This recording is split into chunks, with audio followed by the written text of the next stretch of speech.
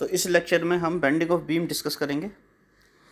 सबसे पहले आपको पता होना चाहिए कि बीम क्या होती है। तो बीम एक तरह की रॉड है। जैसे आपने रॉड देखी होंगी ना, तो रॉड की शेप कैसी भी हो सकती है।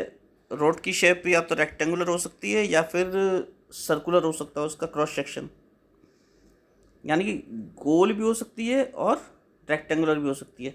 जो मैंने यहाँ पे 3 आपको चित्र बना रखे हैं।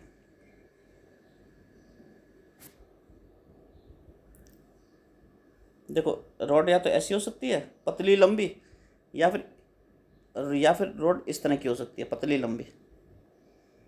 तो पहले वाले में तो सर्कुलर क्रॉस सेक्शन है और दूसरे वाले में क्या है, रेक्टेंगुलर क्रॉस सेक्शन है। यानी क्रॉस सेक्शन मीन्स अगर इसका परपेंडिकुलर कट लगा दें इसमें, तो जो एरिया दिखेगा वो वाला एरिया। पहली वाले में गोल है, दूसरे वाले में क्या है, आयताकार है। तो रॉड है तो रॉड का आप बीम को कैसे डिफाइन करेंगे? यूनिफॉर्म क्रॉस सेक्शन की बार, अ बार ऑफ यूनिफॉर्म क्रॉस सेक्शन या a rod of uniform cross section. और उसका क्रॉस सेक्शन क्या हो सकता है? उसका क्रॉस सेक्शन रेक्टेंगुलर भी हो सकता है और सर्कुलर भी हो सकता है। और रॉड क्या होती है? रॉड एक ऐसी लंबी सी कोई चीज़ होती है जिसकी लंबाई उसकी चौड़ाई से कम होती है। या तो इसका मतलब बीम की क्या डेफिनेशन हो गई फिर फाइनली? बीम की फिर फाइनल डेफिनेशन हो गई, a uniform rectangular bar, a uniform rectangular और circular cross sectional bar whose length is large as compared to its thickness।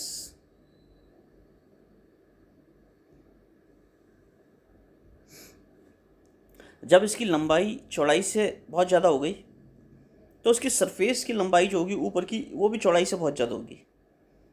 पतली सी लंबी सी बहुत बड़ी सरफेस हो जाएगी ऊपर लंबी, इसलिए उस पर शेयरिंग का ज़्यादा इफेक्ट नहीं आएगा। शेयरिंग आपको पता है, शेयरिंग स्ट्रेन शेयरिंग स्ट्रेस क्या था, शेयर क्या था? जो इस पर एंगल से सरफेस क्या होती थी, बेंड हो जाती थी, उस तरह से शेयरिंग का ज़्यादा स्ट्रेस जाएगा। जैसे आपका वो था, मैंने क्यूब में शेयरिंग स्ट्रेस दिखाया था, शेयरिंग स्ट्रेन दिखाया था, इस तरह से। तो बेंडिंग ऑफ बीम डिस्कस करने से पहले कुछ और चीज़ डिस्कस करते हैं थोड़ी सी, क्योंकि हमें पता होना चाहिए उन टर्म्स के बारे में जो हम यूज़ करेंगे। जैसे बीम है, तो मैंने रेक्टेंगुलर बीम कौन सी बनाई थी अभी? ये वाली बनाई थी, ये रेक्टेंगुलर बीम है। इससे मैं, ये है रेक्टेंगुलर बीम, ये रही रेक्टेंगुलर बीम, ये पतली लंबी है। अब मैं इसे एनलार्ज करके दिखाता हूँ आपको। देखो, इस रेक्टेंगुलर बीम को मैंने एनलार्ज किया, तो जब इस बीम को एनलार्ज किया, ये वाली बीम एनलार्ज की, तो इसमें आपको दिख रहा है कि यहाँ पे देखो, यहाँ पे लाइन लाइन खींच लीजिए आप। देखिए, ये लाइन खींच लीजिए ऐसे ऐसे, सीधी सीधी सीधी सीधी सीधी ये लाइन खींच लीजिए। ऐसी आप इसमें ये लाइन खींच लीजिए इधर इधर ऐसे ऐसे। तो देखो, ये लेयर दिखा रही है, मतलब इस बीम को आपने क्या किया, पतले पतले स्लाइस काट लिए। जैसे A4 साइज़ की शीट होती है ना, A4 साइज़ के पेपर होते हैं, तो वो जैसे रिम में रखे होते हैं ना पेपर, बहुत सारे 500 पेजेस होते हैं, तो एक के ऊपर एक रखे होते हैं, तो एक एक लेयर हो गई वो। एक पेज एक लेयर, उसके ऊपर दूसरी लेयर, उसके ऊपर तीसरी लेयर, ऐसा करके क्या बन जाती है, बीम बन जाती है। तो हम बीम को कई सारी लेयर्स में डिवाइडेड मान सकते हैं।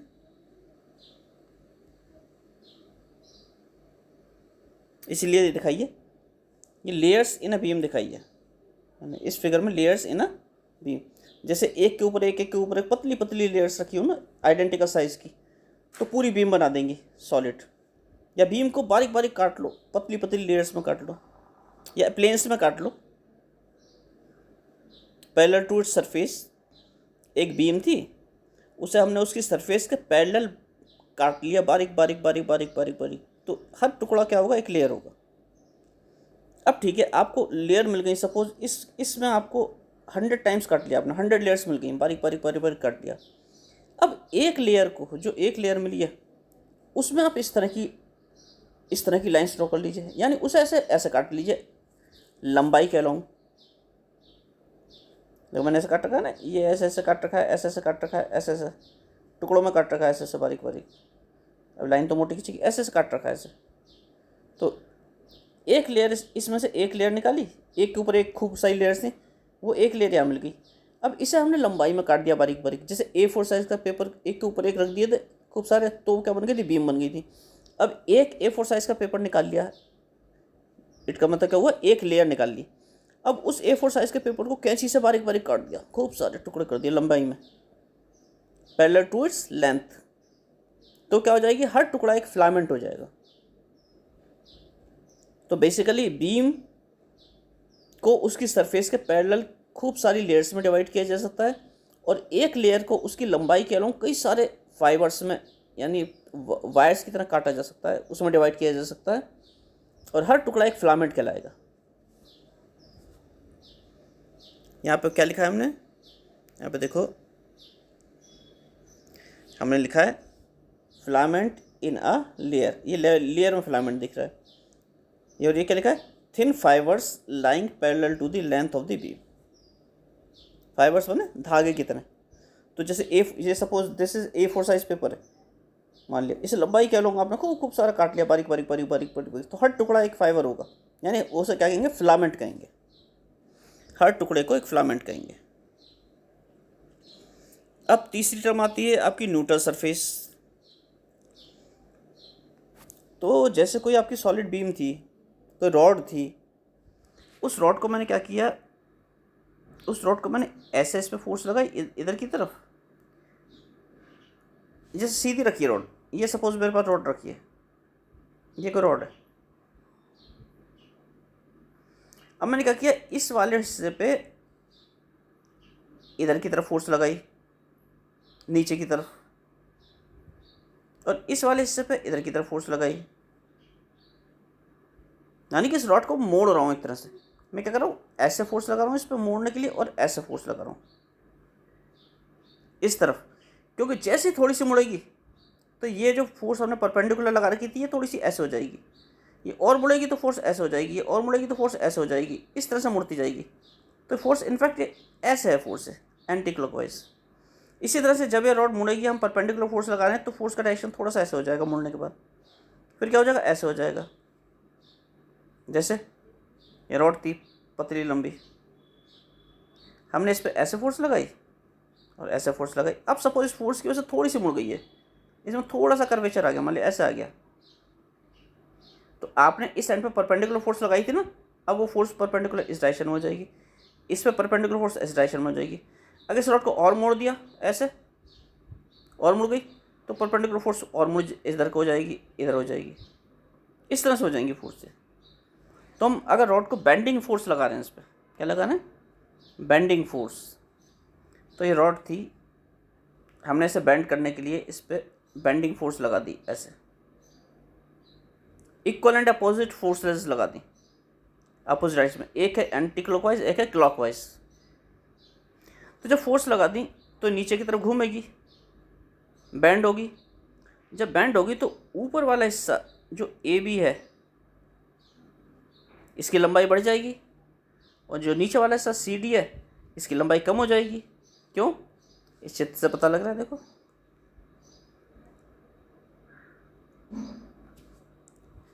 ये रॉड को मोड़ा है, ये रॉड पहले कैसे थी, ये रॉड इनफैक्ट पहले ऐसे थी सीधी,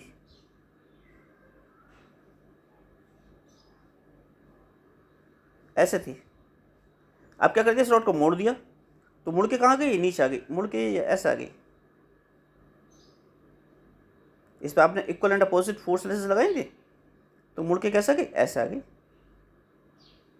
जब मुड़ के ऐसे आ गई रॉड कुछ इस तरह की, तो ऊपर वाली लेयर जो थी, ये वाली ऊपर वाली, ये जो ऊपर है AB, इसकी लंबाई A' B' ज़्यादा हो जाएगी। क्या, A' B' will be greater than AB, ऊपर की लंबाई ज़्यादा हो जाएगी। और नीचे की, नीचे अगर CD था नीचे का सी डी था तो, और अब हो गया सी प्राइम डी प्राइम, तो ये कम हो जाएगी, यानी C prime D prime will become less than C D. इसका मतलब क्या हुआ, इसका मतलब ऊपर के हिस्से में तो एलोंगेशन हो गया, लंबाई में वृद्धि हो गई, ऊपर का ये हिस्सा है, और नीचे का हिस्सा में कॉन्ट्रैक्शन हो गया, यानी लंबाई में कमी हो गई। तो नीचे वाले हिस्से में तो क्या हो जाएगा, कॉन्ट्रैक्शन,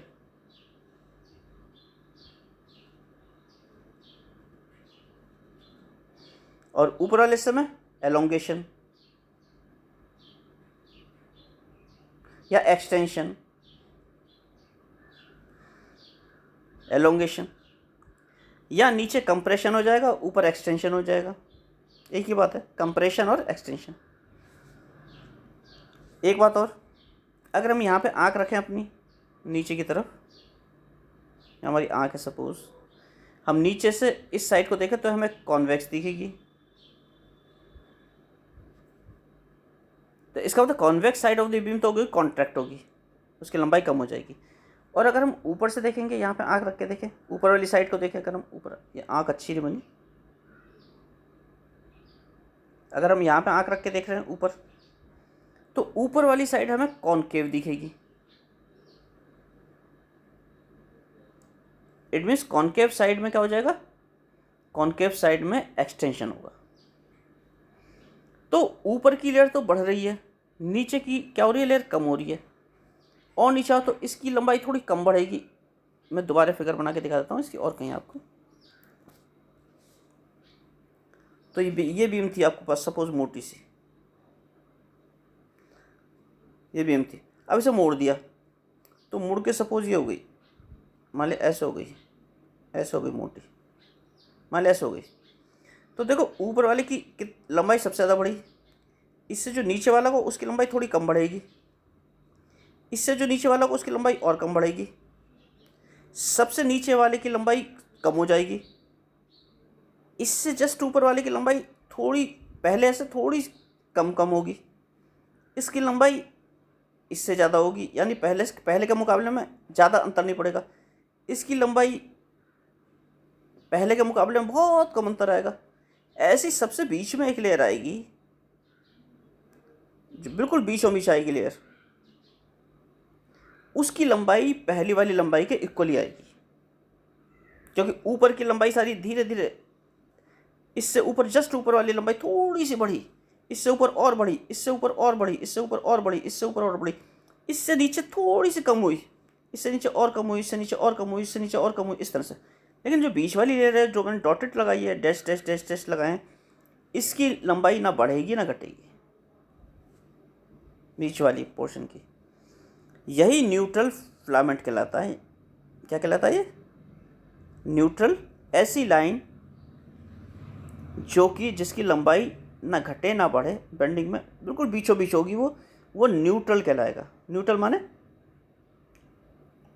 जो किसी का फेवर नहीं लेता, जैसे आपकी बाइक में न्यूट्रल गियर होता है ना, या कार में न्यूट्रल गियर होता है ना, वो कार को आगे चलाएगा ना पीछे चलाएगा।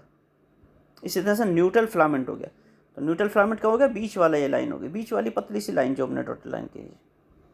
लेकिन ये रॉड तो 3D है, 3 डायमेंशनल है, तो ऐसे खूब सारे फिलामेंट होंगे, एक के पीछे एक, एक के पीछे एक, एक के पीछे एक। जैसे आप मान लिया फिगर बना लें ऐसा, मान लिया फिगर बना लें सपोज, रॉड को मैंने लंबाई थोड़ी कम कर दी, मान लिया रॉड थी, तो इसकी एक लेयर यहाँ पे बीच में पूरी की पूरी लेयर ऐसे होगी, और थोड़ा सा बड़ा बनाना पड़ेगा आपको समझाने के लिए। सपोज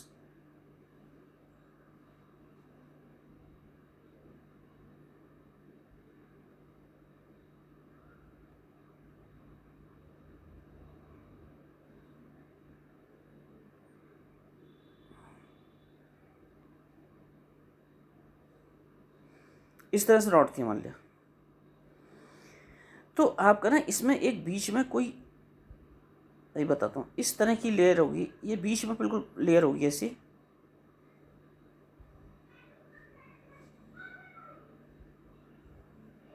ये आप 3D पिक्चराइजेशन सोचिए, 3D सोचिए इसे इफेक्ट को ऐसे। ये बीच वाली लेयर, इसमें इस लेयर, इसमें जितनी भी लाइन्स होंगी इस लेयर के बीच में, जितनी भी लाइन्स आप बनाओगे, ये फिलामेंट्स जितने भी बनाओगे, इन फिलामेंट्स की लंबाई किसी की नहीं बढ़ेगी। तो जो बीच वाली लेयर है बिल्कुल ऐसी, जिसके हर फिलामेंट की लंबाई सेम रहेगी बेंड करने के बाद। इस रॉड को आपने बेंड किया ऐसे, बेंड होने के बाद भी इसकी लंबाई में कोई परिवर्तन नहीं आएगा, इस बीच वाली लेयर में जितने भी फिलामेंट होंगे। तो इस लेयर को क्या कहते हैं? न्यूट्रल लेयर कहते हैं। और इस लेयर के हर फिलामेंट को, इस लेयर को लंबाई वाइज काट लो पूरी को, तो हर फिलामेंट को क्या कहेंगे? न्यूट्रल फिलामेंट कहेंगे। तो देखो ये न्यूट्रल फिलामेंट बना रखा है मैंने यहाँ पे, और इधर न्यूट्रल लेयर बना रखी है। ये देखो न्यूट्रल लेयर दिखा रखी है, ये वाली न्यूट्रल लेयर दिखा रखी है। ये देखो बिल्कुल सही उसी का हिसाब से है जैसे मैंने अभी चित्र बनाया था, उसके बीच में ऐसी थी ना लेयर, बिल्कुल न्यूट्रल लेयर। ये परपेंडिकुलर दिखा रखा है, मोबाइल की स्क्रीन के परपेंडिकुलर, एक तरह से 3D इफेक्ट दिखा रखा है इसमें। ये न्यूट्रल लेयर आ गई। न्यूट्रल लेयर ये हो गई। और प्लेन ऑफ बेंडिंग क्या होता है? जिस प्लेन के अलोंग बेंडिंग हो, यानी कि अगर ये बीम थी, ये बीम थी, आप इसे बेंड कर रहे हैं, कैसे? ऐसे ऐसे बेंड कर रहे हैं, तो किस प्लेन के अलोंग बेंडिंग हो रही है? जो मोबाइल की स्क्रीन का प्लेन है उसके अलोंग बेंडिंग हो रही है। और ये लेयर क्या है? इसके परपेंडिकुलर है। ये न्यूट्रल लेयर क्या है? इसके परपेंडिकुलर है। तो प्लेन ऑफ बेंडिंग तो देखो 3D, सो विजुलाइज करिएगा। प्लेन ऑफ बेंडिंग तो ये हो गया जो मोबाइल के प्लेन है, मोबाइल की स्क्रीन का प्लेन है। और न्यूट्रल लेयर क्या हो गई? इस मोबाइल की स्क्रीन के प्लेन के बिल्कुल परपेंडिकुलर हो गई है। ये परपेंडिकुलर इफेक्ट दिखा रखा है इस तरह से बीच में, ये बीच में एक लाइन ले रखी है ऐसे, ये परपेंडिकुलर इफेक्ट दिखा रखा है। तो ये तो प्लेन ऑफ बेंडिंग हो गया, और ये न्यूट्रल लेयर हो गई। और न्यूट्रल लेयर को अगर लंबाई में आप काट देंगे, ऐसे ऐसे ऐसे खूब सारी लंबाई में काट देंगे, तो हर टुकड़ा एक न्यूट्रल फिलामेंट हो जाएगा, जो कि राइट साइड में दिखा रखा है। राइट साइड में दिखा रखा है न्यूट्रल फिलामेंट।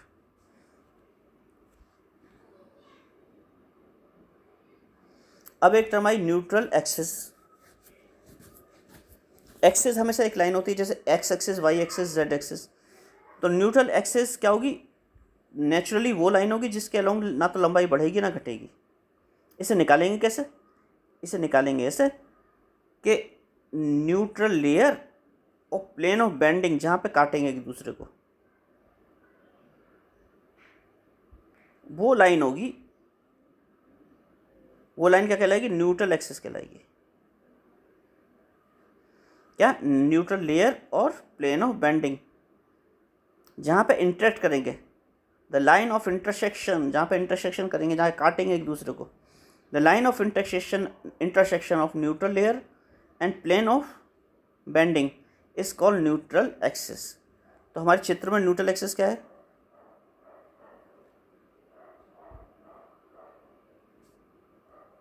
हमारे चित्र में प्लेन ऑफ बेंडिंग ये वाला है और न्यूट्रल लेयर ये वाली है। तो ये दोनों कहाँ काट रहे हैं? इस लाइन के अलोंग काट रहे हैं। इंटरसेक्शन कहाँ हो रहा है इनका?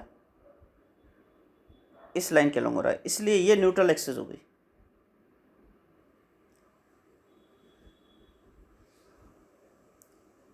प्लेन ऑफ बेंडिंग मैंने समझा ही रखा है।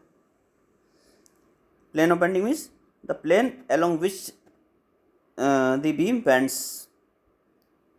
और इसी प्लेन के अलोंग क्या होती है? फोर्स को अप्लाई किया जाता है। यानी जो कपल होता है अपोजिट फोर्सेस का, जो अपोजिट मूवमेंट देता है, वो जिस प्लेन में लगता है वही प्लेन ऑफ बेंडिंग होता है। क्योंकि जिस डायरेक्शन में कपल लगाया जाएगा फोर्स का, उसी डायरेक्शन में बेंड होगी। अब आते हैं बेंडिंग मूवमेंट पे। तो आपको मैंने बता दिया था कि बीम को बेंड कर रखा है, यहाँ चित्र में भी दिख रहा है आपको बेंडिंग ऑफ बीम। इस पर कपल लगा रखा है, देखो कपल दिख रहा है इसमें। बेंडिंग मूवमेंट डिस्कस कर रहे हैं तो देखो ये कपल दिख रहा है, एक यहाँ पे है और एक यहाँ पे कपल। ये कपल आपको दिख रहा है ऐसे लगा हुआ, टाउ टाउ टाउ दिखा रखा है। कपल बने टॉर्क, टॉर्क बने टाउ, ऐसे बनाते हैं टाउ। टी को थोड़ा सा घुमा देते हैं, टाउ, ऐसे टाउ। ये force into perpendicular distance from the axis of rotation, tau couple. इसे कपल भी बोलते हैं, COUPLE, कपल। तो इस बीम को, ये बीम दिखा रखी है ए बी, इस चित्र में ए बी बीम दिखा रखी है, इस पर कपल लगाया गया, ये ए बी इसकी, ये ए बी इसे मेंशन कर दिया हमने, ए इस पॉइंट पे दिखा दिया और बी इस पॉइंट पे दिखा दिया, तो हमने कह दिया बीम ए बी है, इस पर कपल लगा दिया गया ए बी बीम पे, कौन सा, एक इधर को और एक इधर को, ये कपल लगा दिया मोड़ने के लिए, ठीक है, बीम मुड़ने लगी। तो ये बात ध्यान रखिएगा, हम जो भी काम कर रहे हैं अंडर इलास्टिक लिमिट कर रहे हैं, इतना ज़्यादा नहीं मोड़ रहे कि बीम को मोड़ के पूरा ख़त्म ही कर दिया, मोड़ दिया, हम उसे बहुत थोड़ा सा मोड़ेंगे और इतना मोड़ेंगे कि उसे छोड़ेंगे तो वापस अपनी पोजीशन में आ जाएगी। तो हमने बीम को थोड़ा सा मोड़ दिया, अब मोड़ दिया, जब मोड़ दिया तो हमारे मोड़ने में जो हमने कपल लगाया है, जो फोर्स लगाई है, रेस्टोरिंग कपल जो हमने फोर्स लगाई है उसमें, उसके इक्वल एंड अपोजिट बीम के अंदर फोर्सेस क्रिएट हो जाएंगी, यानी जो हम कपल लगा रहे थे बिल्कुल उसके इक्वल एंड अपोजिट कपल लग जाएगा बीम के अंदर, उसे क्या बोलते हैं, रेस्टोरिंग कपल बोलते हैं। तो जब इक्विलिब्रियम स्टेट आ जाएगी, आपने बीम को थोड़ा सा मोड़ के पकड़ रखा है, रुकी हुई है बीम अपनी जगह पे, ऐसा नहीं कि वो और मुड़ती जा रही है वापस अपनी जगह पे आ रही है, तो जब वो it means it is in equilibrium state, साम्य अवस्था में बीम, आपने उसे मोड़ के पकड़ रखा है, इसका मतलब जितनी फोर्स आपने लगा रखी है उतनी ही बीम के अंदर भी उसके अपोजिट फोर्स लग गई है, यानी रेस्टोरिंग कपल भी इक्वल एंड अपोजिट हो गया है to the external applied couple, ये रेस्टोरिंग कपल हो गया इक्वल एंड अप्लाइड की। तो जितना टॉर्क आपने लगाया उतना ही टॉर्क बीम ने भी लगा दिया, तो बीम अपनी जगह पर रुकी हुई है, मुड़ी हुई रुकी हुई है। यही मैग्नीट्यूड ऑफ इसी रेस्टोरिंग कपल, जो बीम के अंदर रेस्टोरिंग कपल डेवलप हो गया है, इसका मैग्नीट्यूड ही बेंडिंग मूवमेंट कहलाता है। इनफैक्ट बेंडिंग मूवमेंट या रेस्टोरिंग कपल ये अप्लाइड कपल के बराबर ही होता है, क्योंकि हम इक्विलिब्रियम की बात कर रहे हैं, साम्यावस्था की बात कर रहे हैं। अब देखें हम इस चित्र को, तो हम ए पी पोर्शन ले लें, ए पी, ये बीम का ए पी पोर्शन, और एक है बीम का P B portion, P B portion ये वाला है बीम का राइट साइड वाला, एक तो राइट साइड वाला पोर्शन है, बीच में मैंने लाइन बना दी, एक लाइन क्या है पी क्यू, तो एक तो पी बी पोर्शन हो गया राइट साइड वाला, इस लाइन के राइट साइड वाला, और ए पी पोर्शन हो गया राइट के लाइन के लेफ्ट साइड वाला। तो आपको पता लग रहा है ऊपर तो हो रहा है एक्सटेंशन, ऊपर वाली लाइन में क्या है एक्सटेंशन, और नीचे क्या है कंप्रेशन।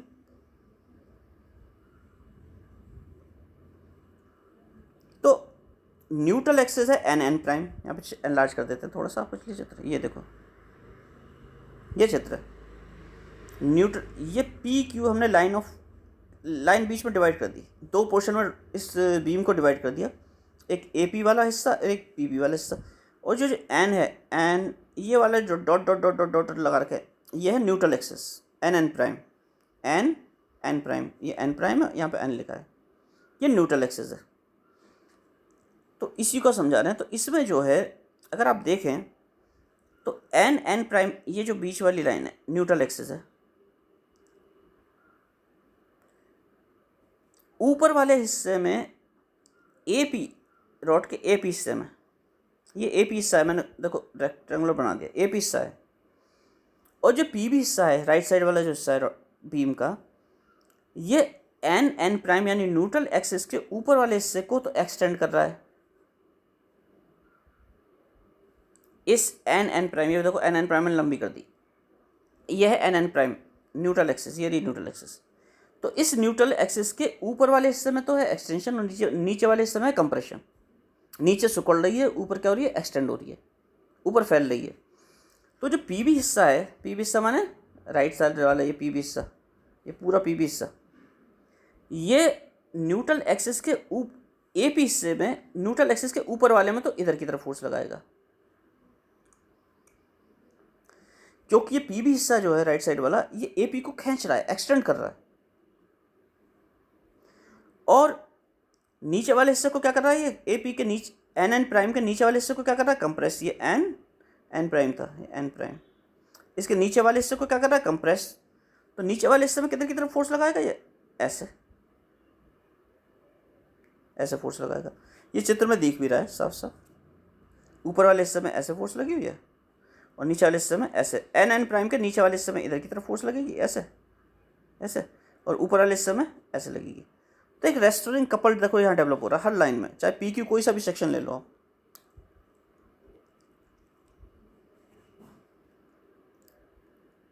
ये यहाँ पे लिखा है, लिखा है due to extension above neutral axis N N prime the P V portion applies a pulling force on A P. Pull और पुश, पुश माने धक्का देना, पुल माने खींचना। तो पी वी पोर्शन इस हिस्से को खींच रहा है अपनी तरफ यहाँ पे। और फिर नीचे लिखा due to compression below neutral axis P V portion applies a pushing force on A P. और इस पे पुशिंग, इस पे धक्का देने वाली फोर्स लगाएगा। कौन सा पोर्शन? ये P V portion right side वाला, ये पूरा राइट साइड वाला पोर्शन। किस पोर्शन पे? ए पी पोर्शन पे, यानी पूरे लेफ्ट साइड वाले पोर्शन पे, इस पूरे लेफ्ट साइड वाले पोर्शन पे। तो एन एन प्राइम से ऊपर तो क्या लगा रहा है? पुलिंग। और एन प्राइम से नीचे क्या लगा रहा है? Pushing force. तो पुलिंग और पुशिंग फोर्स हो गई किस लाइन पे हो गई? ये इस लाइन पे, पी क्यू लाइन पे। इधर लग रही है पी क्यू लाइन पे ऐसे फोर्स, और इधर लग रही है ऐसे फोर्स। तो ये तो कपल हो गया, इक्वल एंड अपोजिट फोर्स हो गई। तो ये तो रेस्टोरेंट कपल हो गया। यही लिखा है the resultant of these forces is restoring couple.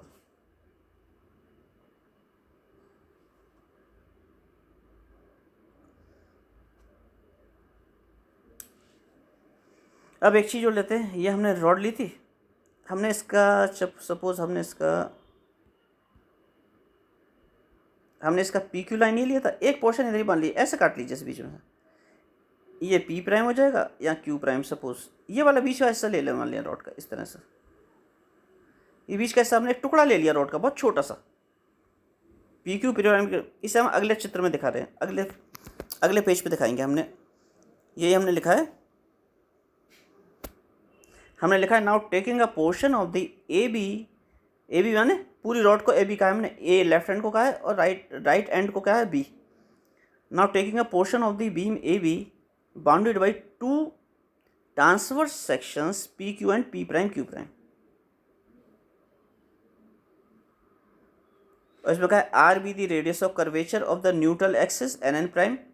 Neutral axis subtend an angle phi at the centre of curvature. तो अभी समझा देते हैं इसे क्या है ये पूरा, नेक्स्ट पेज पे समझा देंगे इसे पूरा। तो हमने बेंडिंग ऑफ बीम में समझा रहे थे, अब नेक्स्ट पेज पे आ जाते हैं। ये है नेक्स्ट पेज।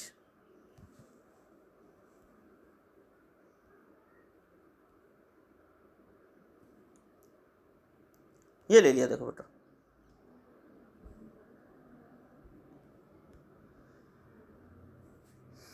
ये ले लिया देखो। मैंने बताया था ना, उस रॉड का एक पोर्शन ले लिया, उस बीम का एक पोर्शन ले लिया।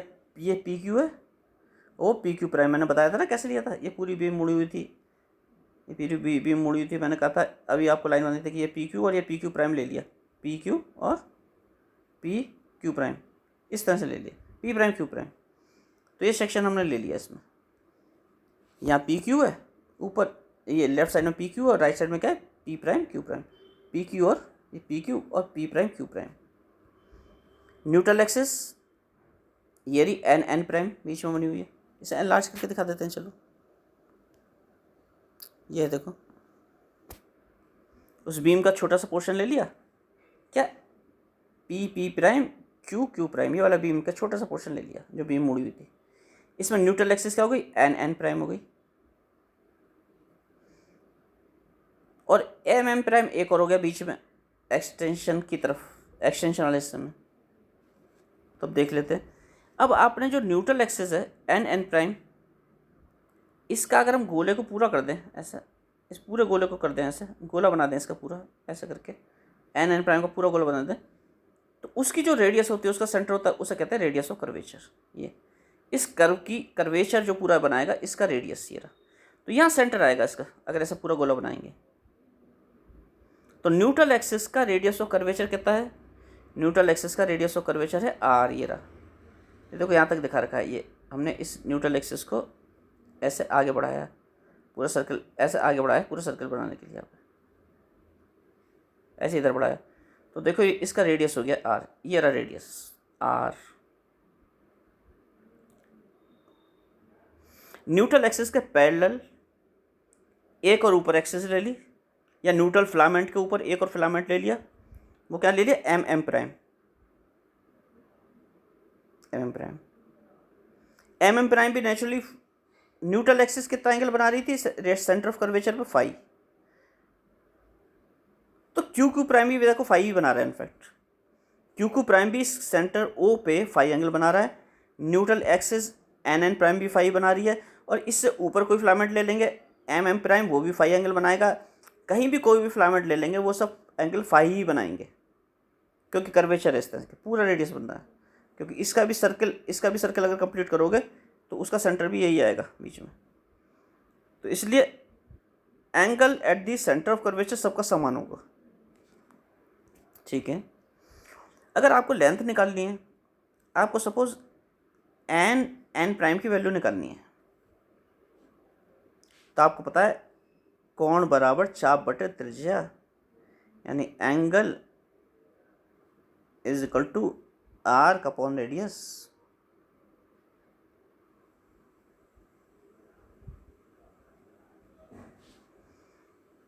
तो आर क्या हो गया, एंगल इंटू रेडियस। तो एन एन प्राइम के लिए ये आर के एन एन प्राइम, इसकी लेंथ क्या होगी, radius into phi, R phi. ये देख लेता है, अभी हमने निकाल रखी है। तो इसमें हमने लिख दिया है, एक फिलामेंट हमने लिया M M prime, taking a filament M M prime, उसका डिस्टेंस कितना माना है, z from the neutral axis. तो एक हमने एम एम प्राइम फिलामेंट लिया है एम एम प्राइम, और उसका डिस्टेंस z माना है किससे, न्यूट्रल एक्सिस से, यानी एम एन जो है वो z है, या कह दीजिए राइट साइड में कह दीजिए एम प्राइम, और एन प्राइम की वैल्यू जो है z है ये, और उधर N O radius of curvature कितनी मानी, एन ओ, और राइट साइड में क्या है, N prime O prime, N prime O, right side में एन प्राइम ओ है, ये आर मानी है, ये देखो ये आर है, और इससे ऊपर का छोटा सा जेड माना है, ये यहाँ से यहाँ तक आर, और इससे ऊपर जेड, ऐसे माना है जेड। ठीक है तो आपको मैंने ये भी बता दिया एन एन प्राइम की वैल्यू क्या होगी, एन एन प्राइम की वैल्यू क्या थी, R phi, radius into angle R phi होगी, और एम एम प्राइम की वैल्यू, रेडियस कितनी होगी एम एम प्राइम के लिए, R plus Z, angle same है, R plus Z into five, और एन एन प्राइम के लिए क्या था,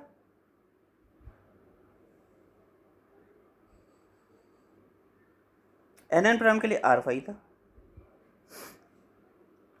जब रॉड मुड़ी नहीं थी, जब रॉड सीधी थी, जब रॉड ऐसी थी सीधी, तब तो चाहे एन एन प्राइम हो, चाहे एम एम प्राइम हो, चाहे कोई सी भी लाइन हो, सबकी लंबाई बराबर थी।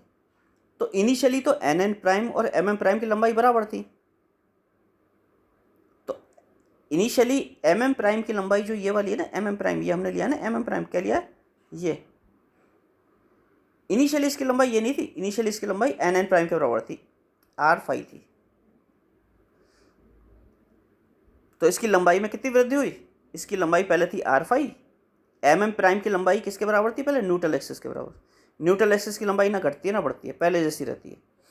तो एम एम प्राइम की लंबाई पहले कितनी थी, आर फाइव, अब हो गई आर प्लस जेड फाइव। तो एम एम प्राइम की लंबाई में कितनी वृद्धि हुई, एक्सटेंशन कितना हुआ, R plus Z phi minus R phi, यानी कि जेड फाइव। और लॉन्गिट्यूडनल स्ट्रेन क्या होता है, लंबाई में वृद्धि अपॉन ओरिजिनल लंबाई, ये लिखा हुआ है। लंबाई में वृद्धि जेड फाइव थी, ओरिजिनल लंबाई आर फाइव थी, तो Z phi divided by R phi, increase in length oblique original length, तो जेड बाई आर हो गया। ये क्या आ गया, लॉन्गिट्यूडनल स्ट्रेन, क्या आ गया, जेड बाई आर।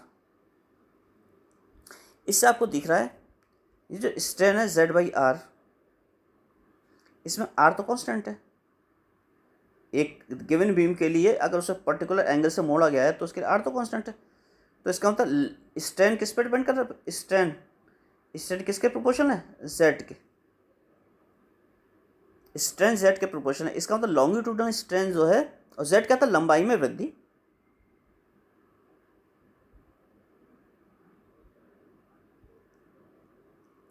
जेड क्या था? जेड फाई था इनफैक्ट, लंबाई में वृद्धि। जेड क्या था? जेड था distance from the neutral axis. ये देखो जेड ये था,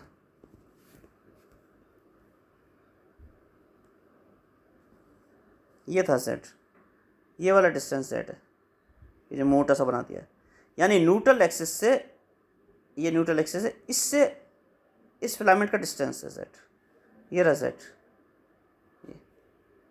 तो न्यूट्रल एक्सिस से डिस्टेंस, जो भी लेयर ऑफ कंसीडरेशन है, आप इसे मानना है तो इसका डिस्टेंस, अगर आप यहाँ पे मानते हैं तो इसका डिस्टेंस, तो न्यूट्रल एक्सिस से डिस्टेंस के प्रोपोर्शनल है क्या? Longitudinal strain. ये लिखा है, ये लिखा है thus the strain in the filament is rightly proportional to the distance from the neutral axis।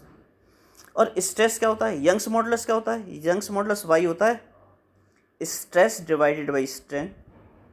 इसलिए स्ट्रेस क्या हो जाएगा? Young's modulus Y into strain, यानी Y into longitudinal strain. Longitudinal strain आप निकाल चुके हैं जेड बाई आर, तो Y into Z by R. अब सपोज हम लेते हैं ये एक सेक्शन ले लेते हैं पी क्यू, ये पी क्यू है, यहाँ पी प्राइम क्यू प्राइम है, इस तरह का है ना सेक्शन ले लेते हैं, क्रॉस सेक्शन। और इसमें एक फिलामेंट ले लेते हैं यहाँ पे। फिलामेंट का ये देखो दिख रहा है, दो लाइन मैंने बना रखी है, एम एम प्राइम, ठीक है ना। ये पतला सा एक फिलामेंट बना रखा है, देखो ये एक फिलामेंट बना रखा है यहाँ पे, ये एक फिलामेंट ले लिया मैंने छोटा सा, ये फिलामेंट। इसका क्रॉस सेक्शन क्या फिलामेंट का लिया मैंने? ये स्मॉल ए। ये मैंने एक फिलामेंट लिया, एक पतला सा, जो डबल डबल से लाइन देखिए, एनलार्ज करके दिखा देता हूँ आपको थोड़ा सा। देखो ये लिया मैंने, ये मैंने काट दिया, वैसे ना गलत लग गया था निशान, इस एक्सिस को मैंने हटा दिया है। ये न्यूट्रल एक्सिस एन प्राइम यहाँ से ले लिया। ये देखो ये फिलामेंट है बेटा पतला सा, ये फिलामेंट लिया, इसका एरिया कितना लिया? क्रॉस सेक्शन ए, ये मान लिया ए क्रॉस सेक्शन एरिया, ये रहा। एक फिलामेंट लिया हमने एम एम प्राइम, इसे एम एम प्राइम मान लिया पूरे फिलामेंट को, उसे क्रॉस सेक्शन एरिया क्या ले लिया? ए, ठीक है।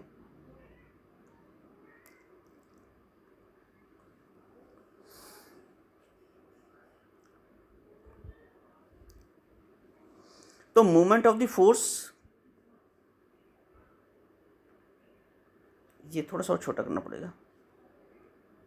मूवमेंट ऑफ दिस फोर्स, अच्छा ये स्ट्रेस निकाल लिया था हमने, स्ट्रेस निकाल लिया था, ये आ गया स्ट्रेस, ये आ गया। तो इस फिलामेंट का एरिया आ गया ए, मैंने फोर्स तो बताया नहीं आपको, इस फिलामेंट का एरिया आ गया ए। तो इस फिलामेंट के एरिया पे कितनी फोर्स काम करेगी? आपको पता है फोर्स क्या होता है या स्ट्रेस क्या होता है? आपको पता है stress equal to force per unit area, यानी फोर्स डिवाइडेड बाय एरिया, ये स्ट्रेस होता है। फोर्स पर यूनिट एरिया क्या होता है? स्ट्रेस। इसलिए फोर्स क्या हो गई? Stress into area. तो इस एरिया पे कितनी फोर्स काम करेगी? जो स्ट्रेस की वैल्यू हमने निकाल रखी है उसे एरिया से मल्टीप्लाई कर दो। तो स्ट्रेस की वैल्यू हमने कितनी निकाल रखी है? स्ट्रेस की वैल्यू ये रही, और एरिया कितना था? ए। तो फोर्स इस एरिया पे कितना होगा? स्ट्रेस इनटू दैट एरिया, यानी वाई जेड बाई आर, ये जो स्ट्रेस है into area, Y Z by R into A. ये इस एरिया पे काम कर रहा है। इसका मूवमेंट क्या होगा फोर्स का? न्यूट्रल एक्सिस के अबाउट, किसके अबाउट? इस एन एन प्राइम के अबाउट। तो इस चित्र को फिर बड़ा करते हैं थोड़ा सा ना आपको समझाने के लिए। सपोज यहाँ पे कोई फोर्स काम कर रही है, इस पे कोई फोर्स काम कर रही है, कोई मान लिया फोर्स काम कर रही है, मान लिया ऐसे कोई फोर्स काम कर रही है, तो इसका ये परपेंडिकुलर फोर्स, तो इसका इस न्यूट्रल एक्सिस से जो डिस्टेंस होगा वो कितना है? जेड। तो इस फोर्स का मोमेंटम कितना हो गया? फोर्स का मूवमेंट कितना हो गया?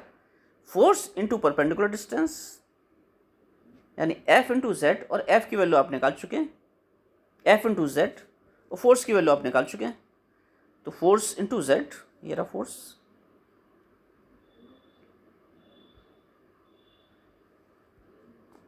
तो यहाँ लिख दिया movement of this force about line through neutral axis, neutral axis के अबाउट एक लाइन जा रही है, and perpendicular the plane of bending. ये हो जाएगा फोर्स इंटू डिस्टेंस, तो फोर्स ये रहा इंटू डिस्टेंस कितना था जेड इस फोर्स का, तो Y A by R into Z square.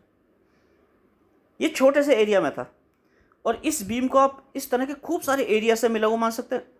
Same area A plus A plus A plus A plus A plus A plus A, इस तरह से एरिया से मिला हुआ मान सकते हैं। तो टोटल, तो sum of movements of all these forces of extension and compression, तो ये जो फोर्सेस लगी हुई हैं जो बीम को एक्सटेंड भी कर रही हैं कंप्रेस भी कर रही हैं, इन सब के मूवमेंट का सम जो होता है वो इंटरनल बेंडिंग मूवमेंट कहलाता है। तो ये फोर्स थी एक एरिया पे काम कर रही थी, इस तरह की सारी फोर्सेस का सम क्या होगा, इसमें समेशन लगा दो, ये आ गया समेशन, और लगा दिया इसी सेम क्वांटिटी में। और इसे क्या कहते हैं, internal bending movement. Internal bending movement क्या, जी, कैपिटल जी से रिप्रेजेंट करते हैं इसे। तो आपको पता है वाई यंग्स मॉडुलस है और आर रेडियस ऑफ कर्वेचर, ये दोनों कांस्टेंट हैं, तो कांस्टेंट तो बाहर आ जाएंगे यहाँ पे, और सम लग जाएगा ए जेड स्क्वायर में।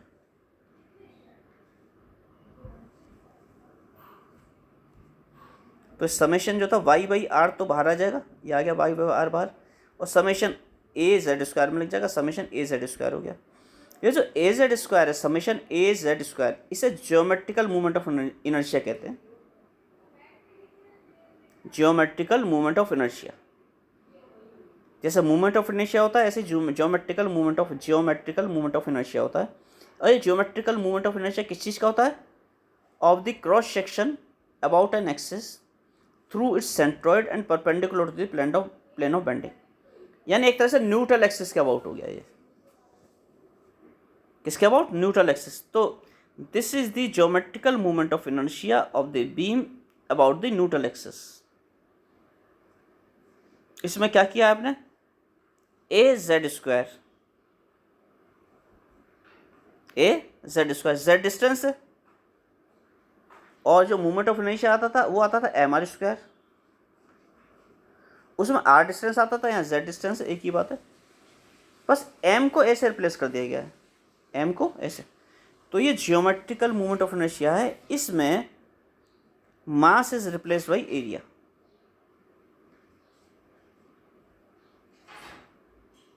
तो जैसे मूवमेंट ऑफ इनर्शिया होता था आई, अगर किसी वस्तु का टोटल मास m है और उसकी रेडियस ऑफ जायरेशन k है, तो उसका मूवमेंट ऑफ इनर्शिया हम m के स्क्वायर लिख देते थे। अगर आप भूल गए हो तो दोबारा पढ़ लीजिएगा। अगर किसी वस्तु का मास m है और उसकी रेडियस ऑफ जायरेशन k है, तो उसका क्या लिख देंगे, मूवमेंट ऑफ इनर्शिया क्या हो जाएगा, m k स्क्वायर। जैसे किसी सर्किल किसी का suppose movement of inertia half M R square है मान लिया, तो in terms of radius of gyration उसका मूवमेंट ऑफ इनर्शिया होगा एम के स्क्वायर। अगर उसकी आर रेडियस है लेकिन रेडियस ऑफ जायरेशन क्या है के, तो इससे आप एम से एम कैंसिल कर दीजिए, के क्या आ गया R by square root of 2। तो उस चीज़ के लिए जिसका movement of inertia half M R square होगा, उसके लिए रेडियस ऑफ जायरेशन की वैल्यू उसकी रेडियस को स्क्वायर रूट 2 से डिवाइड कर दो तो मिल जाएगी। तो खैर कोई बात नहीं, in terms of radius of gyration I क्या होता है, M K square. Similarly in terms of radius of gyration geometrical movement of inertia होता है ए के स्क्वायर, जहाँ पे ए उसका टोटल एरिया होता है, एरिया ऑफ क्रॉस सेक्शन होता है उस बीम का टोटल। स्मॉल ए एरिया हमने किसका लिया था, फिलामेंट का क्रॉस सेक्शन एरिया। बीम का टोटल एरिया ए, तो उसका ज्योमेट्रिकल मूवमेंट ऑफ इनर्शिया क्या हो जाएगा, ए के स्क्वायर, वेयर के इज रेडियस ऑफ जायरेशन। तो आई हो गया ए के स्क्वायर, इस आई की वैल्यू यहाँ रख दो। तो जो जी था इंटरनल बेंडिंग मूवमेंट, ये इंटरनल बेंडिंग मूवमेंट जी, इसकी वैल्यू क्या आ जाएगी जी की, वाई बाई आर इंटू आई, यानी Y by R into A K square, ये आ गई Y by R into A K square. इससे आगे आते हैं आप।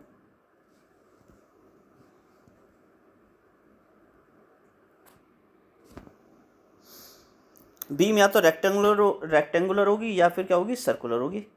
अगर बीम रेक्टेंगुलर है और उसकी ब्रेड्थ बी है और थिकनेस डी है, लंबाई चौड़ाई क्या है, बी और डी, तो उसका एरिया कितना हो जाएगा, बी डी। और रेडियस ऑफ जायरेशन क्या होती है रेक्टेंगुलर स्लैब की या रेक्टेंगुलर बीम की, D by square root of 12।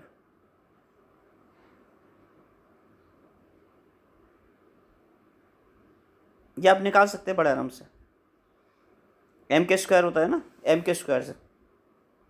जैसे रेक्टेंगुलर बीम का इन terms of radius of gyration moment of inertia क्या होगा, एम के स्क्वायर। और वैसे क्या होगा, वैसे होगा एम डी स्क्वायर बाई 12, वैसे होगा एम डी स्क्वायर बाई 12। तो इससे के की वैल्यू आ जाएगी, के स्क्वायर की वैल्यू आ जाएगी डी स्क्वायर बाई 12। तो square of radius of gyration क्या होता है रेक्टेंगुलर बीम का, डी स्क्वायर बाई 12। एरिया हो गया ए, तो आई क्या हो गया, आई तो पता है आपको, आई होता है A K square, A K square, ए है बी डी, आई होता है ए के स्क्वायर, ए ये रहा ए, और के स्क्वायर ये रहा A into K square. Geometrical inertia, geometrical movement of inertia, I is equal to होता है A K square. Rectangular beam के केस में ए हो गया बी डी और के स्क्वायर हो गया डी स्क्वायर बाई 12, तो ये रख दिया तो बी डी क्यूब बाई 12 आ गया। इसीलिए इसी तरह से अगर सर्कुलर क्रॉस सेक्शन की हम बीम ले लेंगे तो सर्कुलर क्रॉस सेक्शन में ए की वैल्यू क्या होती है, पाई आर स्क्वायर, और के स्क्वायर की वैल्यू क्या होती है, R square by 4। I equal to A K square, geometrical movement of inertia क्या हो जाएगा, A K square, A K square, A into K square, ये हो जाएगा पाई आर 4 डिवाइडेड बाई 4। इससे आगे का हम नेक्स्ट लेक्चर में डिस्कस करेंगे, सर्स मेथड। इस लेक्चर को यहीं ख़त्म करते हैं।